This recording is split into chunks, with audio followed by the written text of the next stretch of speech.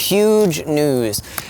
Blackmagic did a refresh of its existing Pocket Cinema Camera 4K into a 6K version. Not only that, but it has a Super 35mm sensor with a Canon EF mount.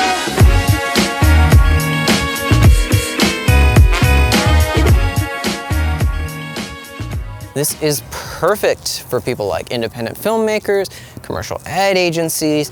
You know, this is even encroaching into like A-cam territory for higher end budget productions, B-cam, C-cam, and it still retains the existing body size, which is perfect for things like gimbal work, drone work, and you know, any avenue where you need to squeeze into tight corners. Currently, they're looking at, you know, the same stock shortage as the last one that they still haven't fixed, but at $2,500, I mean, this thing flew off of the shelves at all the major retailers, and I'm really excited to do a new review once we are able to get in our hands. But one thing I also want to talk about is the impact that a 6K camera is going to bring to not only the, you know, prosumer, professional market, but also what it kind of means when we're looking at things like photo and video as, you know, completely separate categories. So looking at just the specs alone, I'll probably say a lot of the same things I just said, honestly, about the last Pocket Cinema camera. You know, good color science, great codec selection, you know, all those things that I praised before in the small body with its great I/O. But unfortunately, I'm still also gonna have all the same issues I had with that camera. Notably, the display, the battery life, the, you know, just random things here and there.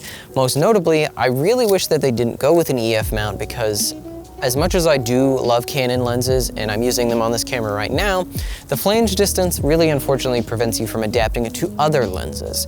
I wish they would have gone with Canon's new mount that they're using on their mirrorless cameras in order to have more adaptability. Canon is even making a first-party EF to R adapter that they provide through their own manufacturing process that hopefully will fix things like autofocus and iris control that normally you have with third-party adapters. I also feel it's worth noting that the crop factor in it is actually worse if you compare it to a Blackmagic Pocket Cinema Camera 4K with a speed booster on it, but that matters to some people and doesn't matter to some. For me personally, I would much rather have a native mount in the higher resolution, especially when you consider that ProRes is actually downscaled from 5.6K. This will result in sharper images, better overall picture quality, and the flexibility that I'll have in post to do things like cropping and reframing is going to be great. So a couple of the things that I feel like people are glossing over as they're, you know, getting stars in their eyes and seeing a 6K camera at this price point is that it is a cinema camera, and because it shoots RAW, you're not actually going to get that 6K resolution across the board. Now, they're kind of doing what Red does and building out this ecosystem in order to take full advantage of those sensors. To actually get the most out of them, they need to build out these proprietary formats because of the massive data throughput. So for instance, if you're shooting in 6K, you have a maximum frame rate of 50 FPS and you'll get the full sensor readout in Blackmagic RAW. But if you're shooting 1080p, for instance, completely down, it will take a smaller slice of the sensor the smaller the resolution you go. It would be equivalent to zooming in post, which means you'll have noise issues, you'll have artifacting, and all of the things that come with that. So to actually shoot full 60 FPS, for instance, you have to step it down just a little bit off of 6K. And that means a little bit less resolution, a little bit more noise, a little bit less overall image quality. Likewise, when you shoot in ProRes, because of the absolutely massive amount of data that you're pushing through these CFast, SD card, or even Type-C ports, you're not going to be able to get that 6K resolution. And there won't be a way really that I ever think they'll be able to do it. I mean, unless you recorded maybe 6K proxy, but at that point, I don't think they want to sacrifice having the HQ 422 options or anything like that in order to get the 6K resolution.